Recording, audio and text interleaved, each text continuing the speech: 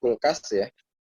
Nah, cara berpikir efektual itu berkebalikan dengan cara berpikir kausal, Bapak Ibu. Jadi bedanya apa? Misalnya gini, kalau kita lihat kulkas ini ya, biasanya yang suka lihat kulkas kan mak-mak ya, karena mereka kecenderungannya masak gitu ya.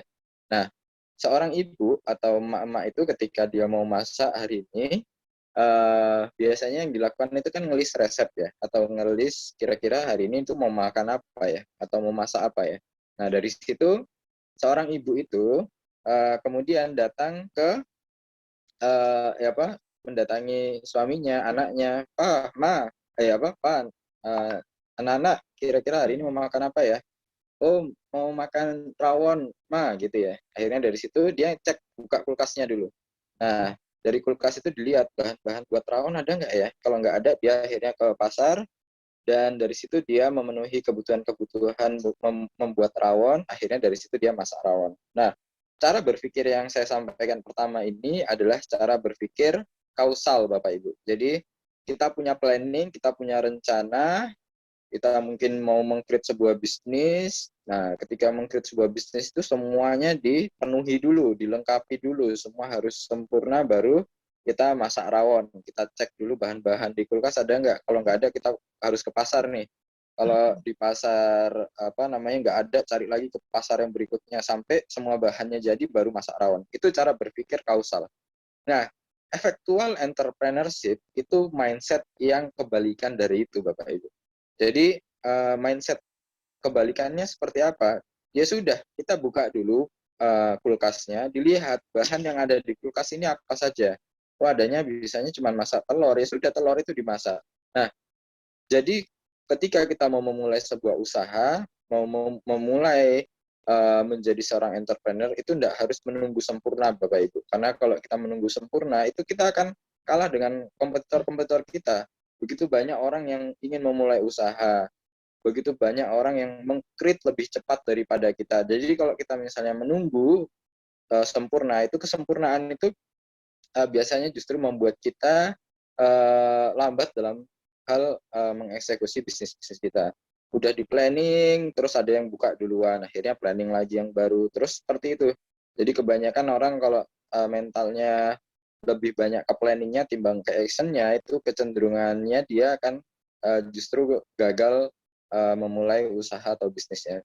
Nah, caranya gimana ya? Sudah mulai dulu, lebih banyak actionnya daripada planningnya ya. Jadi otak kanannya lebih harus di apa ya, dipakai terlebih dahulu. Nanti untuk menyelesaikan masalah-masalah atau mendandani usahanya itu sambil jalan, itu kita tata, kita sistemasi dan seterusnya. Yang penting create dulu ya. Banyak orang itu menunggu sempurna, akhirnya justru malah nggak buka-buka. Dia malah perangnya di pikirannya dia sendiri. Nah, itu apa namanya gambaran bagaimana mindset seorang entrepreneur. Nah, di effectual entrepreneurship ini ada 5 prinsip, Bapak Ibu, ya, yang perlu kita kuasai, yang perlu kita insert ke dalam pikiran kita, sehingga kita ketika menjadi seorang entrepreneurship bisa melakukan keputusan-keputusan, bisa membuat sebuah kebijakan-kebijakan yang tepat. Jadi dari 5 ini, ya, yang pertama itu bird in hand, ya. Bird in hand, ya, bird in hand ini yang paling utama di prinsip ini karena sebagaimana contoh kulkas tadi ya, memulai sesuatu itu dengan apa yang justru kita miliki ya. Mulai dari harta kita berapa, kita punya alat apa, terus kita punya skill apa. Jadi semakin kita menyelami, memahami siapa diri kita ya sebagai seorang entrepreneur itu semakin bagus. Jadi mengenali jati diri dalam sebuah bisnis ya, mengenali jati diri kita sebagai seseorang, siapakah saya gitu ya, siapakah Fahmi ini, kita punya potensi apa, kita punya kelebihan apa, kita punya jaringan di mana, dan seterusnya. Itu sangat penting untuk menentukan keberlanjutan bisnis kita ke depan. Nah, makanya ini perlu kita temukan dulu bird in hand kita. Jadi kadang kebanyakan orang itu justru melihat dari sisi eksternal ya. oh kayaknya bisnisnya si Fulan itu bagus, yang si Fulan itu bagus, yang ini bagus. Di luar sana, bisnis-bisnis yang jadi akan kelihatan bagus memang ya. Jadi kadang memang mungkin rumput tetangga lebih hijau. Ada orang kok kayaknya buka warkop ini untungnya banyak ya, akhirnya ikut-ikutan buka warkop. Padahal kita nggak tahu dalemannya warkopnya itu untung apa enggak. Kalau cuman rame aja, ngeramekan aja ya gampang gitu ya. Undang aja orang satu RT dikasih minum kopi gratis itu udah rame insya Allah. Tapi kita untung ruginya kan nggak, sebenarnya nggak tahu juga. Nah, artinya kita nggak boleh ikut-ikutan gitu. Kita harus punya prinsip dalam hidup kita ini, apalagi dalam bisnis kita. Bisnis itu ibarat kayak kita ini apa ya, akad gitu ya, akad nikah sama orang gitu ya. Jadi kalau sudah akad ya sudah, ada masalah dalam usahanya kita selesaikan, bukan ganti bisnis, bukan ganti istri kan gitu. Nah, nanti jangan-jangan kita ini tukang kawin ya. Jadi ibaratnya yang ini belum selesai, ini ditinggal, pindah lagi ini, ditinggal, pindah lagi ini. Kita tidak akan pernah menanjaki apa namanya, tangga-tangga dalam usaha kita. Kenapa? Karena kita selalu memulai lagi dari nol, ulang lagi dari nol. Nah, dari situ kita tidak akan banyak belajar. Justru dengan kita mendalami, konsisten, komitmen, ada masalah diselesaikan dalam usaha kita, kita akan menaiki anak-anak tangga satu persatu demi apa menuju keberhasilan kita. Nah, yang paling penting dari bird in hand ini dalam teori ini dikatakan adalah bagaimana kita menemukan sebuah passion ya. Jadi passion inilah yang menentukan kecepatan apa ya, kecepatan keberhasilan kita. Orang yang memiliki passion dalam bisnisnya itu akan jauh lebih cepat berhasil ketimbang orang yang tidak memiliki passion. Kenapa? Karena sebagaimana yang saya sampaikan tadi, begitu banyak orang itu yang ingin usaha ya. Jadi ketika kita tidak menguasai bidang yang kita kerjakan atau usaha yang kita geluti, maka kita akan ketinggalan apa ya, ketinggalan gerbong gitu ya. Komputer-komputer kita itu adalah orang-orang yang mungkin sehari-harinya 24 jam itu waktu semua dicurahkan untuk usahanya, untuk kemajuan perusahaannya. Nah, kita kalau tidak passion, kita akan justru menghindari itu. Ya, sebagai contoh, Steve Jobs ya, kalau kita lihat di kehidupannya, kalau ada yang pernah nonton juga filmnya Steve Jobs, itu hampir seluruh hidupnya itu didedikasikan untuk perusahaannya ya, Apple. Nah, makanya beliau sampai membuat sebuah tulisan, the only way to do great works is to love what you do. If you haven't found it, keep looking, don't settle. Jadi menemukan apa ya, cara cara untuk menghasilkan sebuah pekerjaan yang hebat itu adalah dengan mencintai apa yang kita kerjakan, dan dari situlah kemudian kita akan bisa melakukan pekerjaan-pekerjaan hebat. Nah, salah satu contohnya ya, kalau kita dalam usaha kita merintis atau memulai usaha kita banyak ngeluhnya, ketemu hari Senin malah justru mengeluh, menangis, misalnya, waduh ini kok kerja mana, kerja mana, kerja mana. Nah, itu kondisi-kondisi yang sebenarnya mungkin kita ini tidak passion di dalam pekerjaan kita ya. Kalau kita passion, harusnya kita selalu mencintai pekerjaan kita, ketemu hari Senin, kerja kantoran, atau bahkan banyak di luar sana orang-orang yang passion itu tidak ada waktu liburnya ya. Apa ya, sehari-hari dia akan sangat senang sekali bekerja, kemudian mengurusi usahanya. Nah, orang-orang seperti itulah yang orang-orang yang passion pekerjaannya. Ini salah satu sebagai contoh, ini walaupun sederhana, teh gitu ya. Tapi ternyata kalau kita dalami, teh itu pun memiliki ya apa ya, memiliki orang kalau passion di bidang teh gitu ya, dia akan menyelami, mendalami mulai dari teh ini kira-kira yang bagus seperti apa, terus berbagai macam teh di seluruh dunia ini dia akan, kalau orang kecenderungan passionnya tinggi, dia akan mencari tahu ini, oh teh-teh yang ada di seluruh dunia ini seperti apa ya, dan seterusnya. Nah, itu akhirnya ada sebuah perusahaan teh ya, yang memang dia passion di bidang teh, itu di Singapura ini, TWG namanya. Singapura itu walaupun nggak punya kebun teh, tapi karena pemiliknya atau ownernya itu passionnya kuat sekali di bidang teh, jadi dia itu hanya jualan teh saja. Tapi yang luar biasa, jualan tehnya itu bisa dengan harga yang sangat tinggi. Kemudian dia karena memahami betul bagaimana cara mengcreate sebuah teh yang berkualitas dan seterusnya. Dan dia juga punya beragam macam teh yang ada di seluruh dunia. Jadi dia memang passion ya di sana. Nah, orang-orang yang seperti ini, yang dia mendalami sekali bisnisnya dan dia passion di dalam bisnisnya, itu dia akan bisa menemukan sesuatu, something ya, value dan seterusnya. Nah, kita tidak akan bisa melakukan banyak hal sampai sedalam ini, sedetail ini kalau kita tidak passion. Itu tidak akan mungkin bisa menyelami sampai hanya jualan teh aja. Kok buktinya banyak ya pelanggannya. Bahkan hampir pelanggannya itu dari beberapa negara yang ada di seluruh dunia, dan dia juga menyuplai beberapa hotel bintang 5 untuk supply teh ya. Nah, ini bisnis saya, Bapak, salah satu bisnis saya yang dikatakan Steamboat Yakiniku ya, salah satu resto yang pernah saya awali dulu di tahun 2014 ya. Saya dulu juga sama Bapak Ibu, ketika mau memulai bisnis ini, saya memulainya dengan bagaimana saya mencintai pekerjaan saya. Jadi saya riset waktu itu 1 tahun, bagaimana kemudian saya bisa mengcreate sebuah masakan ya. Kalau dulu tahun 2014 itu yang booming hanya beberapa saja ya, kayak Hanamasa gitu ya. Tapi itu pun dibanderol dengan harga yang cukup tinggi. Nah, saya waktu itu punya ide bisnis, gimana ya caranya makanan yang premium ini, yang di Jepang ini dikatakan premium ini, bisa di downgrade sehingga bisa dinikmati banyak orang. Dari situlah riset itu dimulai. Saya dari 2013 ngeriset, akhirnya terciptalah sebuah bisnis yang namanya Hayaku Steamboat Yakiniku. Dengan model bisnis itu bukan all you can eat, tapi lebih ke apa ya? Bukan all you can eat, tapi lebih ke plate ya. Jadi harganya terjangkau bagi orang-orang yang kelas menengah ke bawah gitu. Nah, waktu saya riset ya, saya mulai riset dari sapinya dulu ya. Misalnya sapi ini di seluruh dunia ini ada berapa, itu saya coba pelajari. Nah, dari situ ada yang paling bagus itu ya ini sapi wagyu ini, ternyata warnanya itu sebenarnya warna hitam ya, sapinya itu warnanya hitam, tapi dagingnya itu seperti ini Bapak Ibu. Nah, jadi ini putih-putih ini bukan lemak ya, ini putih-putih namanya jaringan marble.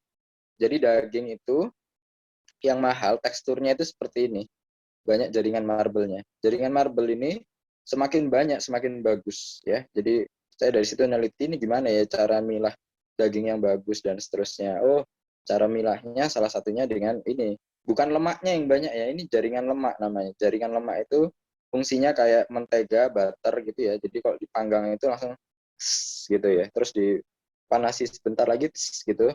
Nah, dagingnya itu cepat sekali matang dan bisa langsung di slice tipis, itu ketika dimakan itu langsung lumer di mulut.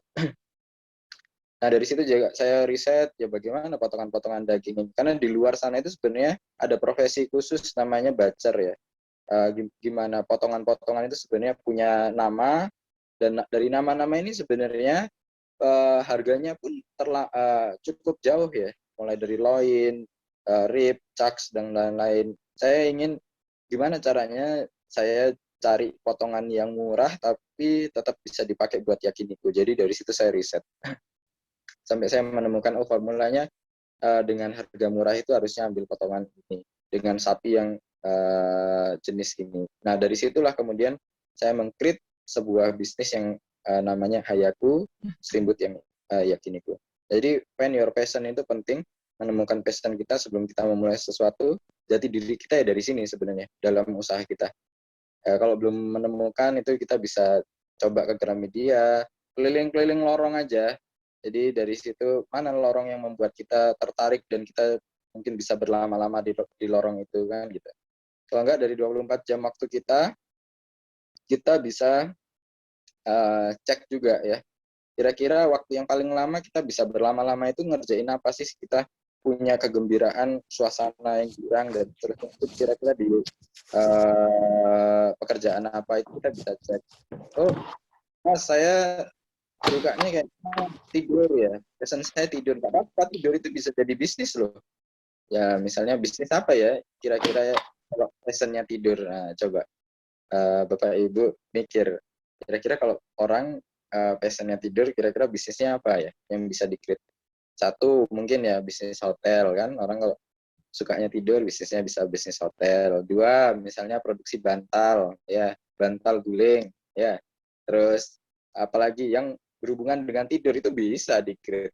Tidak ada apa ya sesuatu aktivitas yang tidak bisa kita create bisnis. Bahkan sampai tidur pun kita bisa create usaha apa yang sebenarnya itu passion kita. Jadi kenali siapa diri kita dan juga siapa relasi orang atau jaringan terdekat kita. Nah, sekarang saya pengen challenge ini Mas Red saya, sebagaimana challenge saya sebelumnya di seminar-seminar, ini menentukan juga Bapak Ibu, relasi ini dalam bisnis itu sangat menentukan ya. Makanya sebagaimana sabda Rasulullah, ya, ketika kita memperbanyak silaturahim, insya Allah rezeki kita juga akan banyak ya. Nah, ternyata ini betul, memang benar Bapak Ibu. Jadi sekarang saya pengen challenge, cek semua buka HP-nya ya, semua buka HP-nya. Kalau sudah buka HP-nya, sekarang cek itu kan ada berapa kontak person yang ada di HP-nya Bapak Ibu ya. Buka phone, terus buka kira-kira ada berapa kontak person yang ada di HP kita. Itu paling tidak. Jadi dalam bisnis itu nggak melulu modal itu harus uang ya. Ini saya sampaikan berulang-ulang karena banyak sekali ya setelah ikut pelatihan dan seterusnya ujung-ujungnya, Mas ini gimana ini caranya dapat apa? Saya bisa usaha kalau saya nggak punya modal ya.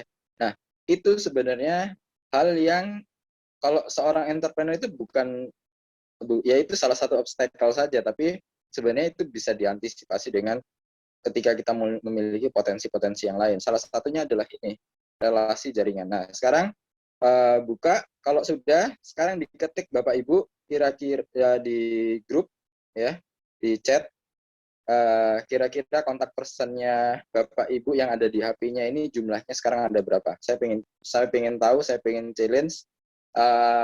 Yang paling terbesar di kajian kita pada siang hari ini siapa kira-kira ya? Nah, dan jumlahnya berapa? Oke, langsung saja chat di grup ya. Oke, ini ada yang masuk 1606. Oke, apakah ada yang di atas 1606? Yang lain coba dicek, kemudian di-share ya. Luar biasa ini kalau punya jaringan relasi di kontak personnya 1606 itu modal yang cukup bagus ya, modal yang cukup baik.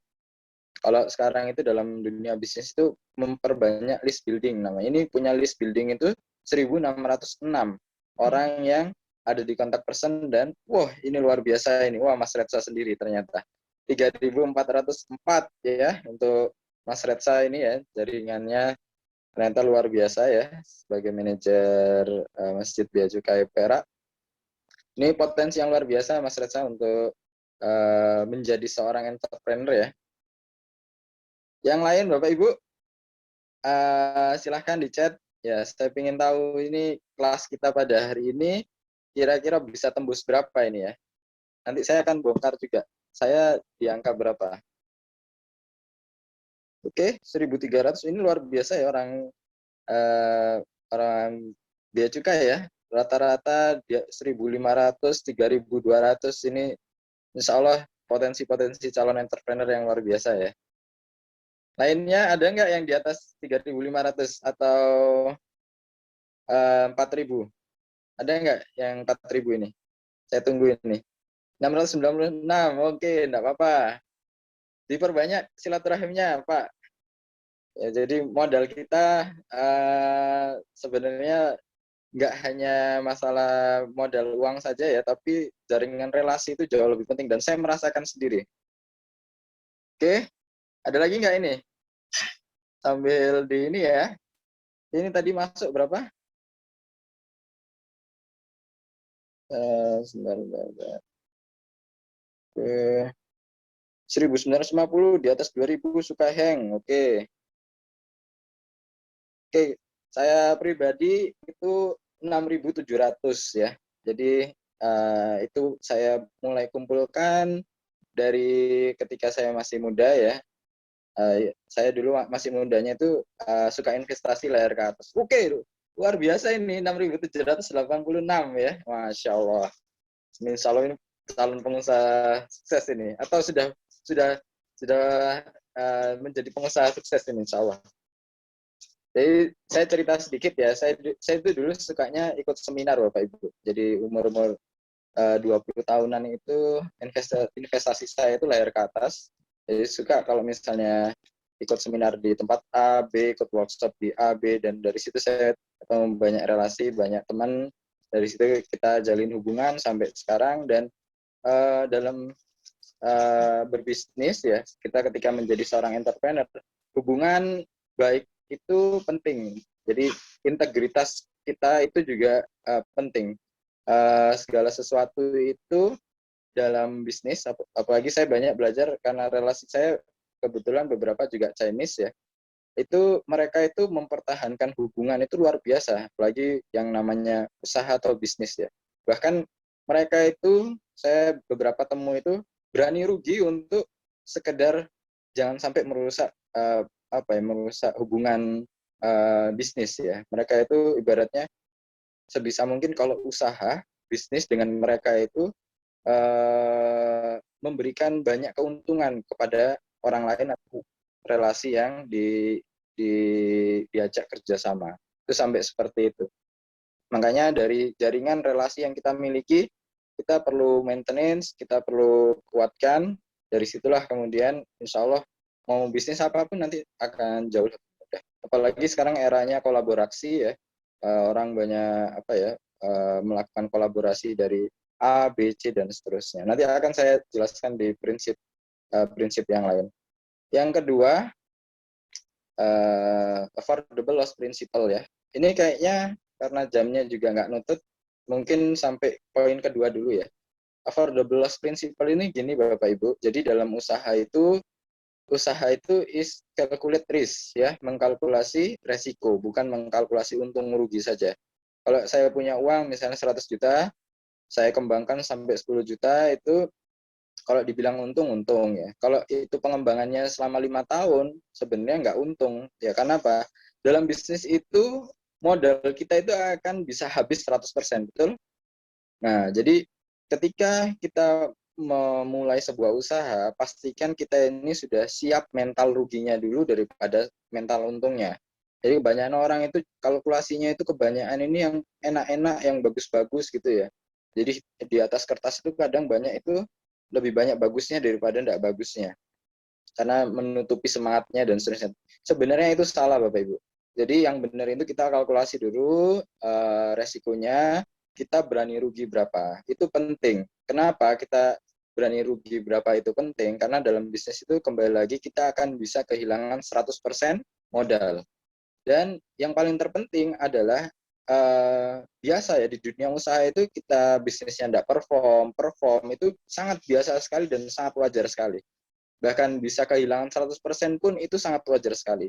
Yang membedakan ya pengusaha-pengusaha yang baru memulai usaha itu dia ketika tidak matang dalam hal kalkulasi resikonya atau affordable loss-nya, karena setiap orang itu berani rugi berapa itu pasti beda-beda. Ada yang mentalnya saya berani rugi 5 juta, ada yang saya berani rugi 10 juta, ya sudah, di titik itu saja kita memulai modal usahanya. Jadi jangan kita berani ruginya 10 juta tapi kita nanam modalnya 20 juta. Kalau itu yang terjadi dan bisnis kita gagal, kita tidak akan bisa bangkit. Jadi kuncinya itu adalah satu ya, kalkulasi resiko sekuat sebagus mungkin. Dari situ kita juga udah siap hilang modal berapa, sehingga ketika itu sudah clear, maka harusnya kita akan jauh lebih all out dalam menjalankan perusahaan kita. Karena apa? Sudah nggak usah mikir ini nggak usah mikir lagi ini nanti gimana ya kalau rugi ya, itu karena bab itu kita sudah selesai. Jadi mental kita juga udah kuat, dan kalaupun ini rugi ya kita juga sudah siap. Nah, karena if you don't give up, you still have a chance. Giving up is the greatest failure. Jadi selama kita itu tidak menyerah, kita itu punya chance kemungkinan berhasil ya. Justru malah menyerah itu kegagalan yang paling besar.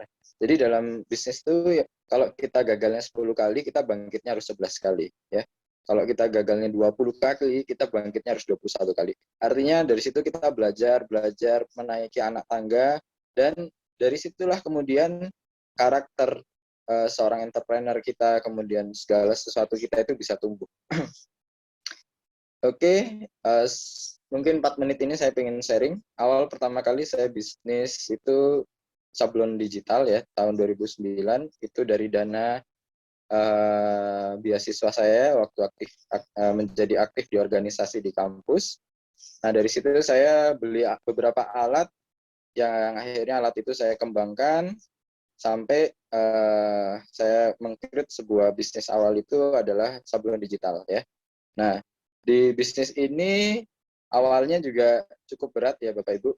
Kenapa? Karena saya waktu itu beli alatnya di Jakarta, pulang sampai ke Surabaya itu posisinya apa ya? Karena dari Jakarta udah di training, sampai Surabaya itu pas di rumah nyoba lagi kok gagal gitu ya. Dari situ saya belajar dulu masalah operasional atau bagaimana memproduksi sebuah produk ya. Nah, ketika produksi sudah selesai, saya karena posisi alat ini kan masih di rumah gitu ya. Jadi waktu itu saya pakai ruang tamu saya di rumah, punya rumah orang tua. Nah, dari situ saya akhirnya mikir, ini wis iso gawe ini, terus dodolan ini opo gitu. Ada mungkin Bapak Ibu yang punya masalah yang sama seperti saya, jenengan bisa produksi tapi terus mikir, ini jualannya kemana, terus dodolannya ya opo gitu. Nah itu sama yang saya rasakan waktu tahun 2009 ya. Sampai saya waktu itu doa sama Allah itu gini, ya Allah kasih saya orderan ya Allah, kan itu. Pokoknya doa saya itu gitu terus. Ya Allah, iki opo ya Allah, wis tuku alat iki terus gak bisa dodolan, kasih saya orderan ya Allah. Nah, sayangnya di situ doa saya nggak spesifik ya. Jadi ini Bapak Ibu juga mungkin yang doanya kurang spesifik, spesifik itu penting ternyata. Jadi waktu saya doa kayak gitu, saya akhirnya langsung mikir, bisnis saya ini kira-kira saya bisa kolaborasi sama siapa ya? Saya bisa kerja sama siapa? Akhirnya waktu itu saya kolaborasi dengan perusahaan besar ya, Blueprinting, dia punya 3 cabang. Dia nggak bisa buat kayak gini, tapi uh, industrinya sejenis ya. Jadi waktu itu saya display produk-produk saya di tempat dia di 3 cabangnya. Kalau ada orderan langsung telepon saya. Nah, ternyata dari kerjasama itu saya kebanjiran order ya. Jadi mungkin doa saya dijabah gitu. Ya Allah kasih saya orderan ya Allah. Nah dari situ orderan itu masuk terus ya. Sampai saya itu kelimpungan karena harus membagi waktu antara wirausaha, kemudian harus berbisnis, wirausaha, harus organisasi, harus kuliah ya. Waktu saya itu habis gitu ya. Jadi masa muda saya udah hilang lah intinya. Karena hampir 24 jam itu waktu itu ya saya tidur pun itu biasanya harus malam-malam sekali, bangun harus pagi-pagi sekali, harus nyablon, harus rapat gitu ya, organisasi, harus kuliah, harus kulaan dan seterusnya, sampai di satu titik saya doanya itu gini, karena saya udah nggak kuat waktu itu ya, karena banyak sekali orderan yang masuk. Itu masalah marketing saya itu udah ibaratnya nggak usah saya pikir, itu udah jalan terus karena saya display ke 3 outlet waktu itu, dan saya masih mengerjakan itu sendiri. Nah dari situ saya ralat doa saya, ya Allah jangan banyak-banyak ya Allah gitu ya. Nah begitu doa saya bilang sama Allah waktu itu, ya Allah orderannya jangan banyak-banyak. Kalau banyak kayak gini terus bisa jadi saya satu ya, kuliah saya berantakan, saya tidak lulus kuliah, organisasi saya berantakan, semua ya bisa berantakan ini planning hidup saya. Nah dari situ komplainan yang justru banyak muncul ya. Saya dari situ dihadapkan situasi dan kondisi mental saya yang ditempa. Bolak-balik saya dikomplainin orang, Mas ini sablonannya kok jelek, ininya kok jelek. Ya karena orderan kalau masuk banyak itu kualitas itu yang akhirnya saya kalahkan. Seringkali itu saya paksakan untuk saya kirim, akhirnya komplainan banyak, dari situ saya diputuskan untuk tidak kerjasama lagi. Nah, saya putuskan ini waktu itu, wah gak kuat ini. Ini saya tutup tahun 2000 berapa ya? 2010. Nah, 2010 saya lanjut lagi ke bisnis kurma ya. Di bisnis kurma ini ya kembali lagi ya, orang Indonesia itu ternyata eh, makan kurma itu cuman bulan Ramadan saja. Ini saya rasakan karena di awal itu eksponensial sekali penjualannya. Bahkan saya sampai kiriman luar pulau ya, Kalimantan, Sulawesi. Itu hanya dalam waktu beberapa minggu saja itu pesanan itu luar biasa. Sampai saya bisa hire karyawan itu eh, dua karyawan, dua casual, 4 karyawan total. Tapi ternyata setelah Ramadan itu apa ya, turunnya drastis sekali. Dari situ saya padahal sudah punya mimpi besar itu pengen punya pabrik kurma, gimana caranya buah kesukaan Rasulullah ini bisa saya distribusikan dan saya bisa menjadi perusahaan kurma terbesar di Indonesia waktu itu.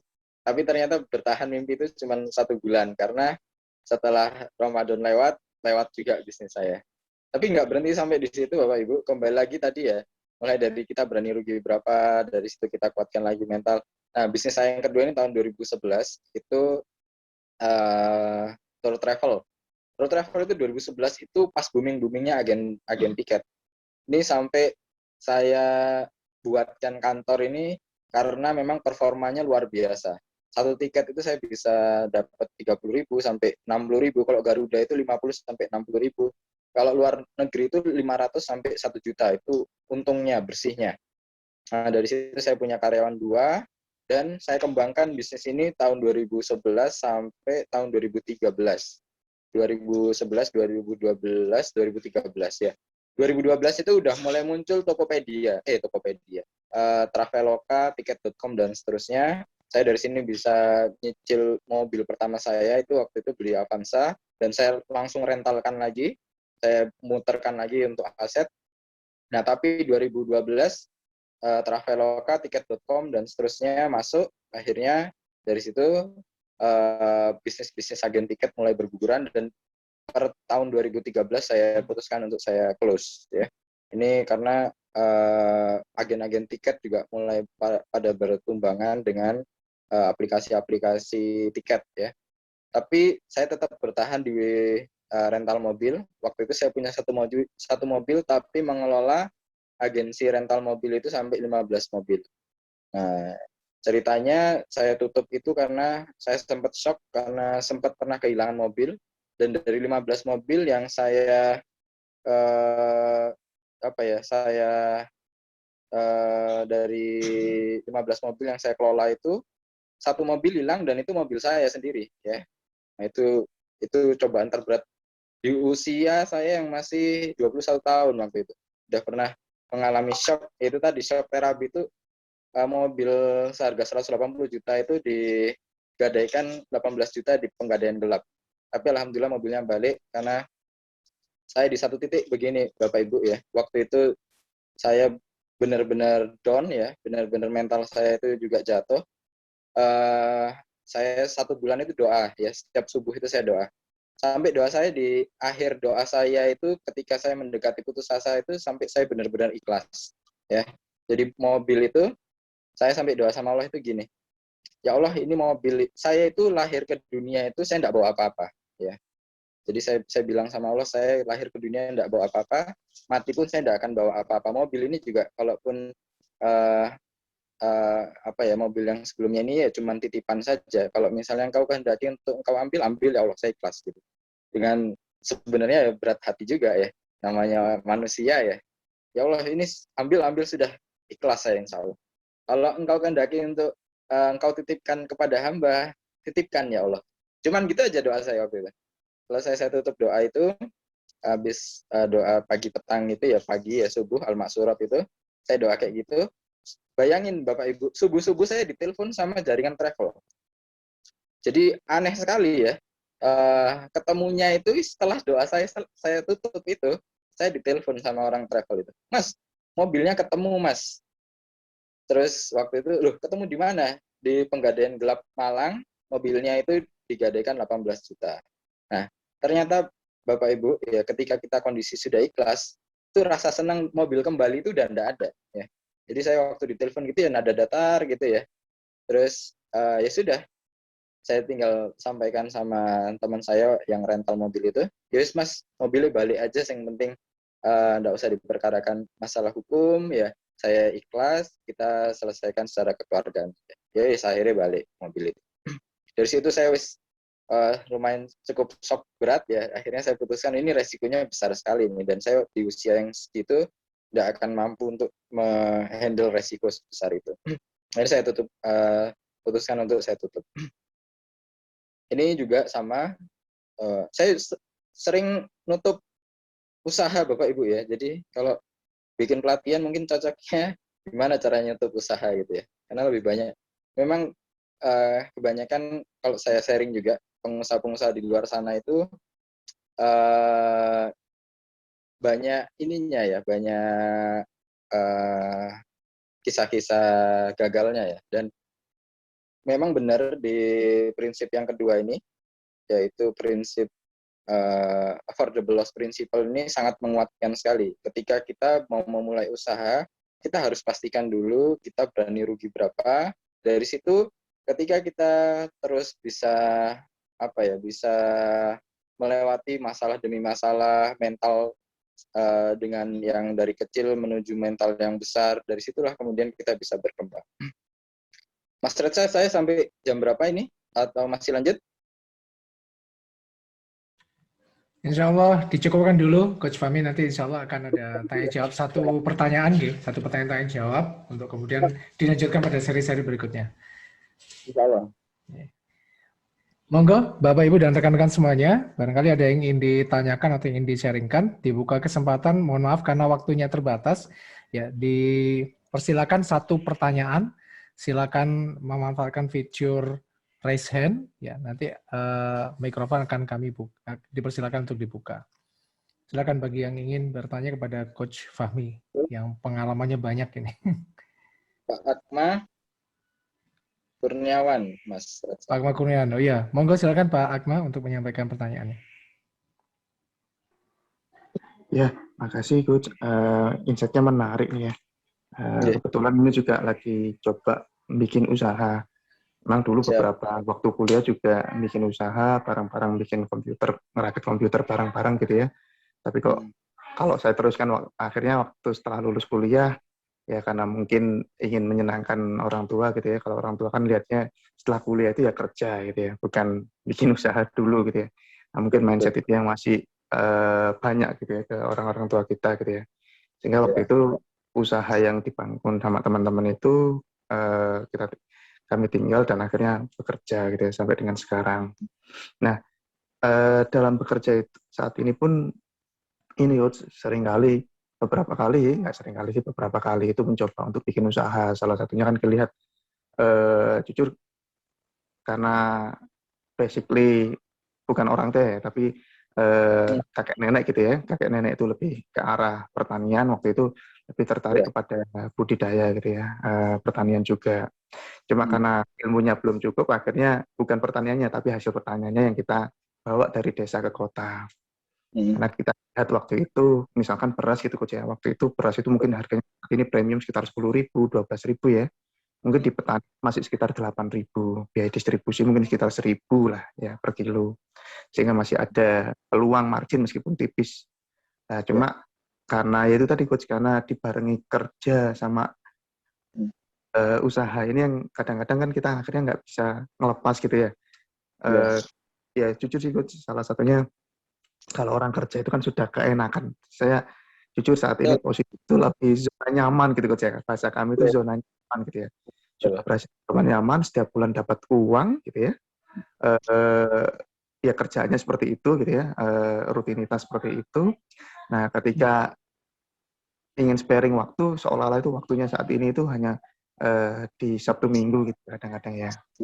Nah, dan alhamdulillah ini ada momen gitu Coach, karena mungkin WFH juga ya, waktu kita cukup banyak. Tapi challenging-nya adalah saat ini yang kira-kira menarik untuk usaha itu seperti apa. Kebetulan ada teman datang, Karena saya jujur rasa beberapa kali nyoba usaha itu kan selalu gagal seperti Coach tadi bilang ya. Masih ahli dalam menutup usaha gitu, Coach. Masih ahli dalam menutup usaha, belum ahli membuka usaha yang continuous gitu nih. Nah, Iya. saya mencoba untuk mungkin nyoba dari teman-teman yang sekiranya sudah klik pada suatu usaha, akhirnya mencoba untuk join di situ. Nah, kira-kira kalau seperti itu gambarannya seperti apa, Coach ya? Istilahnya saya cuma berpikiran tadi ya, salah satunya kan berbagi resiko gitu ya. Saya ngelihatnya berbagi resiko. Iya. Pertama itu, yang kedua juga masih waktu yang terbatas juga, dan ketiga juga pastinya itu tadi saya cuma punya modal sekian gitu ya, mungkin teman yang lain itu punya modal lebih gitu ya, sehingga Hmm. kita coba untuk mensinergikan. Lah ketika kita mau join ya, ini kalau tadi kan lebih banyak membuka usaha sendiri Coach ya. Kalau semua kita join itu kira-kira seperti apa Coach ya gambarannya? Mohon ininya, view-nya. Terima kasih Coach. Oke, luar biasa Pak Akma. Terima kasih juga sharing-sharingnya ini.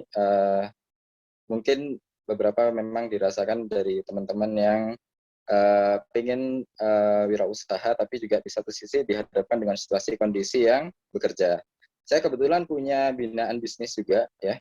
Binaan bisnis saya ini orang dinas kehutanan, bisnisnya dia madu onggu, ya, madu murni asli. Karena dia selain penyuluh hutan langsung ketemu dengan petani madu, ya, dari situ dia juga mencoba bagaimana seorang pekerja atau PNS itu bisa tetap berwirausaha atau menjadi seorang entrepreneur. Nah, kuncinya sederhana sebenarnya Bapak Ibu, ya. Satu adalah komitmen, ya. Jadi dalam usaha itu komitmen itu yang jauh lebih penting.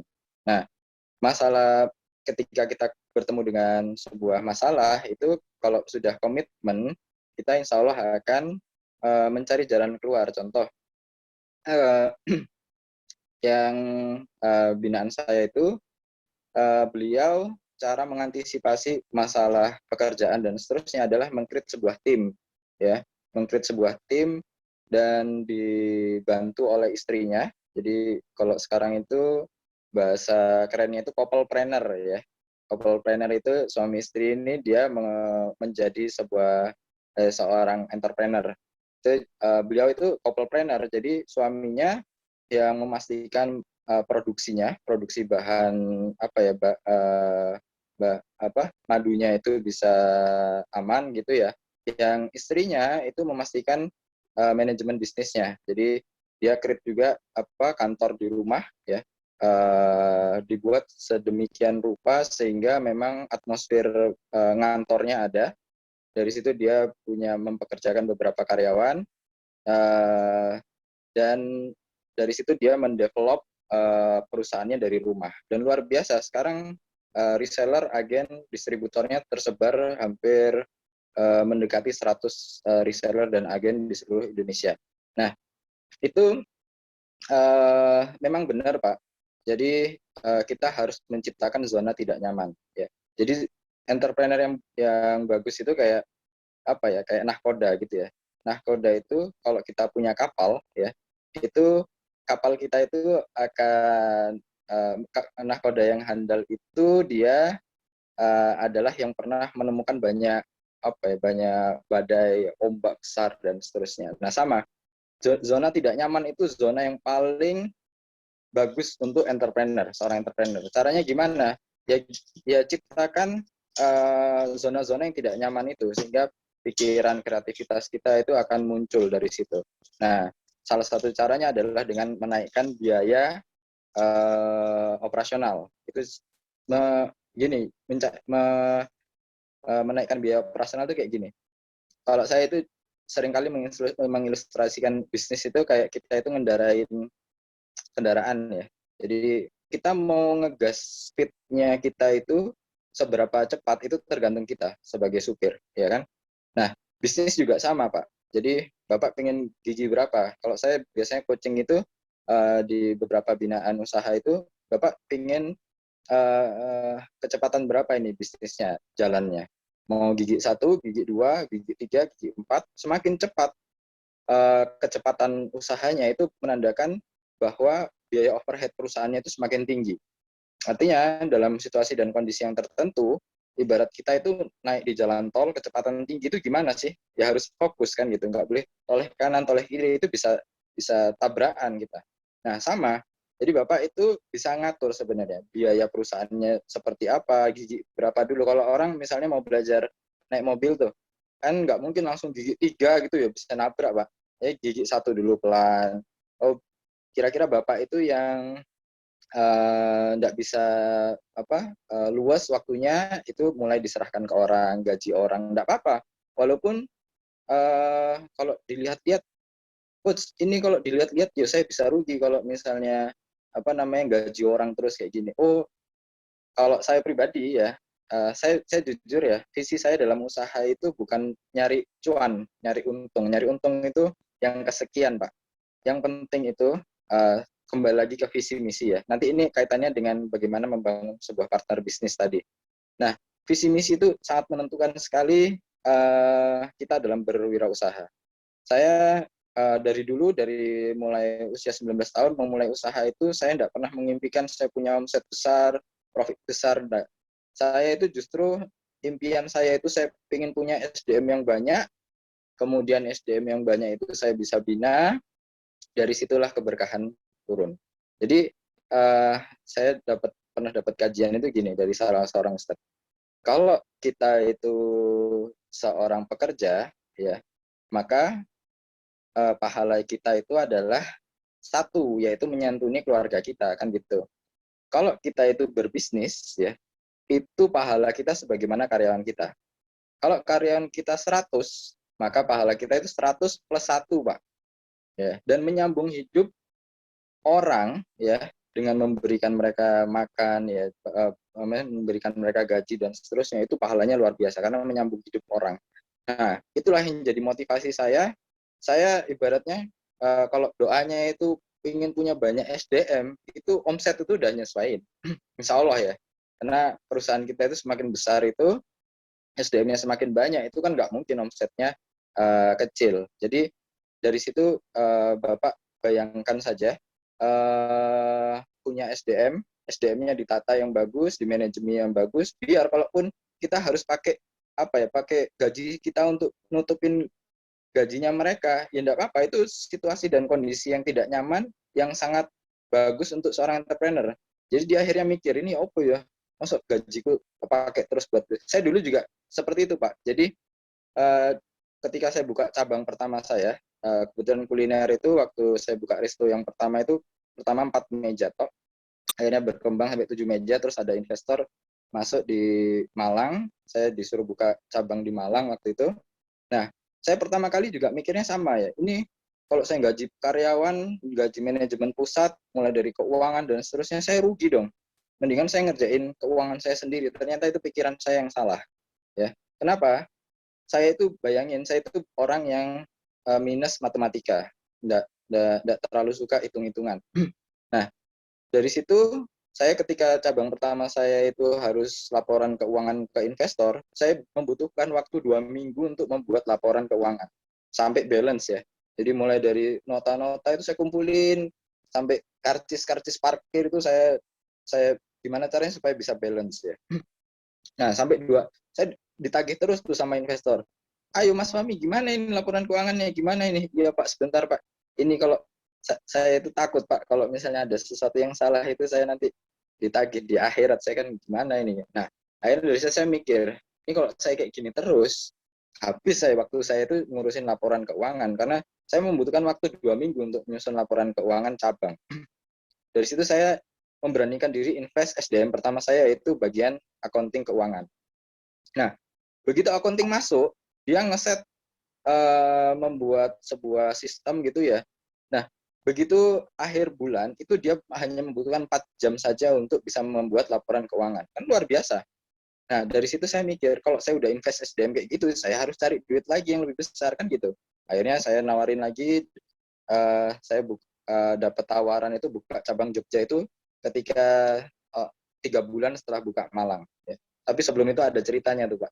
Jadi saya itu kena masalah yang luar biasa, sampai saya itu waktu itu hampir memutuskan mundur jadi wirausaha. Selain kayak gini, gak kuat aku. Ya Allah, saya tak jadi karyawan aja, ya Allah kan gitu. Nah, ketika saya mendekati putus asa itu, baru itu saya dapat jackpot pertama saya di Malang, 3 bulan berikutnya saya dapat jackpot kedua saya di Jogja, terus 3 bulan lagi dapat jackpot lagi di Surabaya dan seterusnya. Akhirnya buka cabang-cabang dan seterusnya. Jadi satu keyakinan saya waktu itu, fa innamal yusri yusra, innamal yusri yusra. Kalau wirausaha itu ayat ini penting Pak, ya. Kalau udah banyak sulit itu biasanya kan fa innamal yusri, ya setelah kesulitan ada kemudahan. Diulangi lagi sama Allah, setelah kesulitan pasti ada kemudahan. Jadi kalau Bapak udah banyak masalah, seringkali gonta-ganti bisnis, gagal, jangan menyerah Pak. Di satu titik itu insya Allah yusronya akan keluar. Nah, yang kaitannya dengan itu tadi, visi misi itu penting. Kita membangun usaha, visi misi kita ini sebenarnya mau ngapain sih? Apa cari uang aja atau seperti apa? Karena saya itu ngerasa sekali dunia itu kalau dikejar itu semakin jauh, ya. Jadi saya ulangi lagi ya, dunia itu materi semakin kita kejar Pak, itu semakin jauh Pak. Sebaliknya kita tidak ngejar, itu dia justru malah mendekat. Ya. Jadi mendekatkan diri sama Allah itu rezekinya ikut mendekat. Nah, jadi bangun usaha itu visi misi ini yang harus kuat. Dan Bapak tadi nyampaikan kalau saya ingin punya partner bisnis kayak gimana Mas? Saya itu di beberapa perusahaan itu, ya ada perusahaan itu yang saya dirikan sendiri, ada yang partner bisnis. Yang partner bisnis itu Pak, yang perlu kita pastikan itu visi misinya. Udah itu aja. Jadi kebanyakan di luar sana itu bisnis itu apa ya, crash, benturan dan seterusnya tidak cocok itu karena dia tidak punya visi misi yang sama. Kalau Bapak mulai dari sekarang pengen, saya tidak ada waktu ini perlu kolaborasi sama orang, pastikan aja orangnya punya visi misi yang sama seperti kita dan punya gambaran yang sama seperti kita. Dan insya Allah dari situlah kemudian ketika ada masalah, visi misi itu yang menguatkan. Ya, jadi misalnya mau apa nih yang perusahaan ini mau kita bangun, terus apa tujuannya gitu ya, apa yang mau kita raih, apa yang mau kita dapatkan. Nah itu yang kita kuatkan dari visi misi yang sama itulah kemudian kita akan apa ya, bisa melewati masalah-masalah dan ujian-ujian itu. Kalau yang tadi yang bisnis sendiri itu passion penting ya, tapi kalau udah bisnis partnership itu visi misi yang harus kuat. Yang kedua selain visi misi, menurut saya yang paling penting itu adalah attitude ya, dalam berwirausaha atau personality yang kita ajak kerjasama ya. Jadi attitude itu penting ya.